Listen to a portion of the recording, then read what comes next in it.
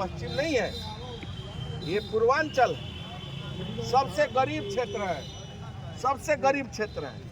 यहाँ के लोगों की रोजी रोटी बेटी सब इसी पर निर्भर है, शादी विवाह।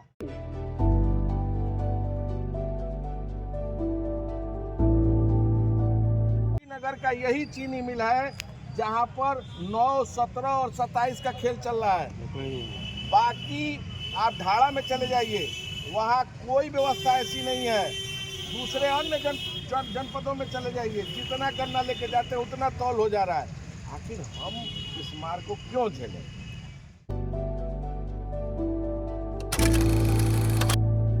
रोड आपके आ रहे हैं, आपने बाईपास किया, चलिए शहर के जाम से भी और शहर के लड़ाई से सबको मुक्त किया, लेकिन इधर क्या लाइट की कोई व्यवस्था है?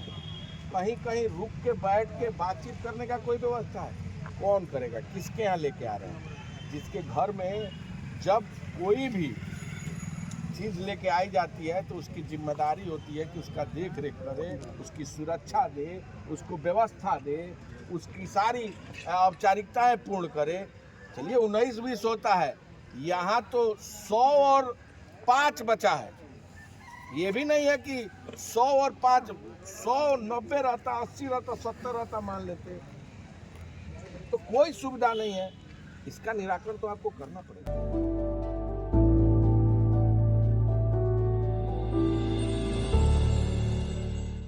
इनका जो हाल चल रहा है, इसको आप 5 दिन कर दीजिए। मैंने कर दिया। नहीं, आज नहीं, परमानेंट कर दीजिए। सुन लीजिए 5 दिन इसलिए करना पड़ेगा कि 5 दिन में देखिए मजदूर भी नहीं मिल रहा है, दिक्कतें आती हैं, गन्ना भी नहीं छिल पा रहा है और ढेर सारी परेशानियां, टाइम भी, यात्रा में आने में भी, जाम में भी, तमाम तरह की दिक्कतें।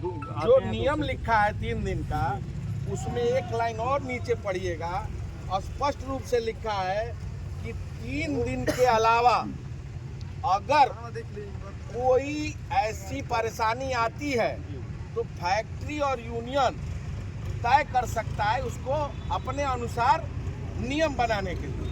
ऐसा नहीं है कि हार्ड एंड फास्ट है कि हम 3 दिन के लिए एकदम प्रतिबद्ध है, कटिबद्ध है, एकदम नहीं है। इसको आप 5 दिन की आज घोषणा कर दीजिए। नंबर 1, देखिए कोई भी चीज प्रॉपर नहीं हो सकती, उसमें भेद विभेद, कमी बेसी, अच्छा बुरा आना ही आना है। क्योंकि जो काम करेगा, जो चलेगा, उसको कहीं ना कहीं छोटी बड़ी चुनौतियों का सामना करना पड़ेगा। लेकिन जिसका जो चीज़ होता है उसके लिए वो एक रणनीति बनाता है। जैसे आप फैक्ट्री चला रहे हैं, अगर आपके किसान का आने जाने का रास्ता ये है तो रास्ते के दौरान कहीं ना कहीं छोटी छोटी ऐसी चीज़ों को बनाकर आगे सोचने के लिए, मैं मानता हूँ कि समय के अनुसार आपकी फैक्ट्री में किसी तरह कोई बाधा नहीं आएगी, यही सोच के आपने चलाया था। लेकिन बीच में बाधा आ गई तो बाधा से निपटने की आपकी कोई तैयारी नहीं है। मैं यह कह रहा हूँ कि रास्ते में जगह जगह 100 मीटर पर, 50 मीटर पर कोई ऐसी प्लानिंग करिए जहाँ एक हाई मार्क्स लग जाए। ये मेरे लिए सर्वोपरि है, क्योंकि मैं अगर अपने से ही देखूँ, अगर मैं जिसमें टॉयलेट में जाऊँ और वो टॉयलेट सही ना हो तो बिल्कुल गलत है। आपसे 2-3 बार आकर के दिलाएंगे, हम सब आते रहते हैं, चेंज होते रहते हैं। सबसे पहले टॉयलेट के ऊपर ही बात करनी थी लोगों से, और दिखवाया भी टॉयलेट सही हुई थी, लेकिन ठीक है ख़राब हो रही है, छोड़ो।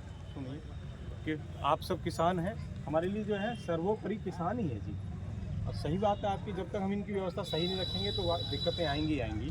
तो इसके लिए मैं अगर कहीं सफाई नहीं हो पा रही है तो इसको मैं आज से ये ध्यान दूंगा कि बिल्कुल साफ़ सुथरा हो जाए, हमारे किसानों को टॉयलेट जाने आने पानी में प्रॉब्लम आए।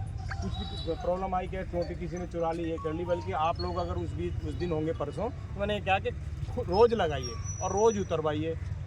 जो कोई लेके जा रहा हो कितनी उतारेगा, उनके घर में 5-4 टोटी होंगी तो वो पूरी कर लेगा अपना, लेकिन लगवाइए डेली। वो स्मैक पीने वाले ले जाते हैं, जो भी मतलब जो कर लेते होंगे। तो एक तो ये जो प्रॉब्लम है इसका बिल्कुल समाधान आज ही हो जाएगा। दूसरी चीज़ है हैंडपम्प की, और ये सारी व्यवस्था आज ही हम लोग करा देंगे।